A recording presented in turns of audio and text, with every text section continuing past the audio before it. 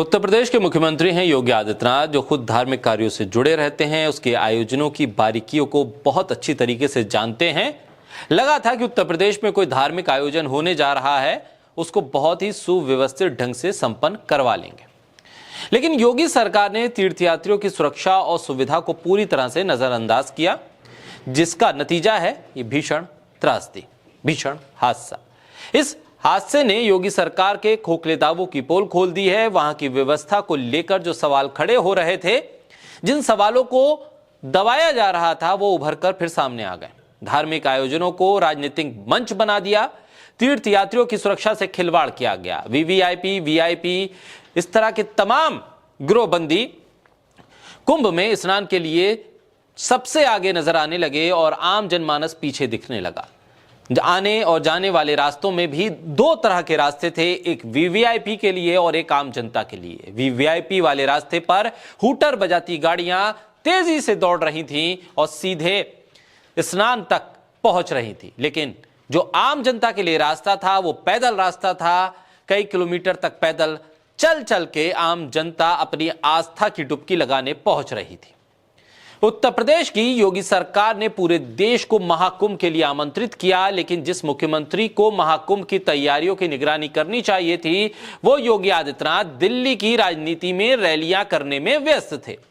वहां पर जाकर हिंदू और मुसलमान कर रहे थे, बांग्लादेशी घुसपैठिया और रोहिंग्या पर ज्ञान दे रहे थे। प्रधानमंत्री संवेदना व्यक्त कर चुके, गृह मंत्री ने संवेदना जता दी, लेकिन योगी आदित्यनाथ की सरकार या प्रशासन अभी तक इस त्रासदी में मरने वाले लोगों की संख्या तक नहीं बता पाई है। एक ही स्क्रिप्ट पर सभी काम कर रहे हैं कि कुछ नहीं हुआ, सब कुछ सामान्य है। इस पूरे कुंभ में हेलीकॉप्टर से फूल बरसाकर मीडिया को अपने हिसाब से मैनिपुलेट करके यह बताया जा रहा है कि कुछ नहीं हुआ था, कोई नहीं मरा था, सब कुछ सामान्य है। बिल्कुल वैसे ही जैसे कि कभी चीन को लेकर प्रधानमंत्री ने कहा था, ना कोई आया है और ना ही किसी ने घुसपैठ की है, सब कुछ सामान्य है।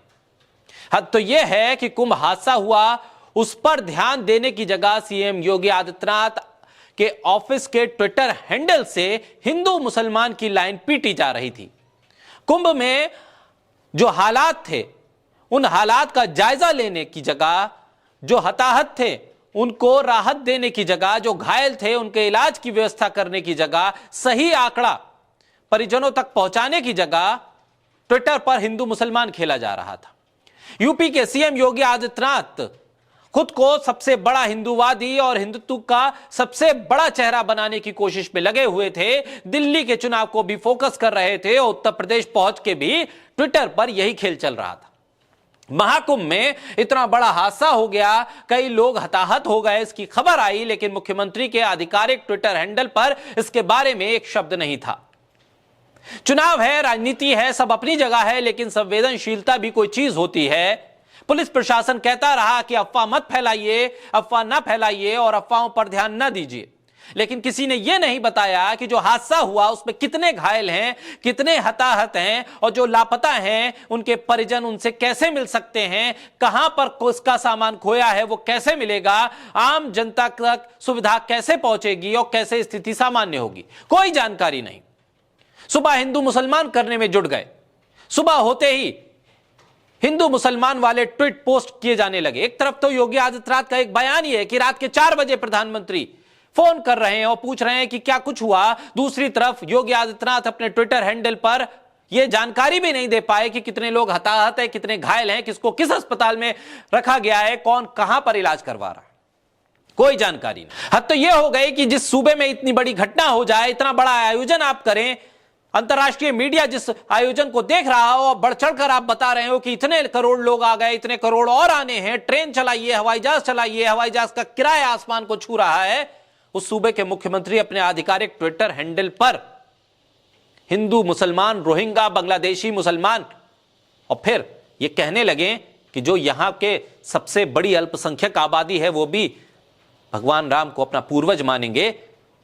ये ऐसी स्थिति में ट्वीट किए जा रहे थे जब होना यह चाहिए था कि प्रयागराज कुंभ में हुई इस त्रासदी पर मुख्यमंत्री को वहां मौजूद होकर स्थिति का जायजा लेना चाहिए था, सही आंकड़ा मीडिया तक पहुंचाना चाहिए था। सोशल मीडिया पर तमाम चीजें, तमाम जानकारी पोस्ट की जानी चाहिए थी। बहरहाल राजनीतिक व्यक्ति धार्मिक व्यक्ति हो सकता है या नहीं, और धार्मिक व्यक्ति से राजनीति हो सकती है या नहीं, एक लंबी बहस है।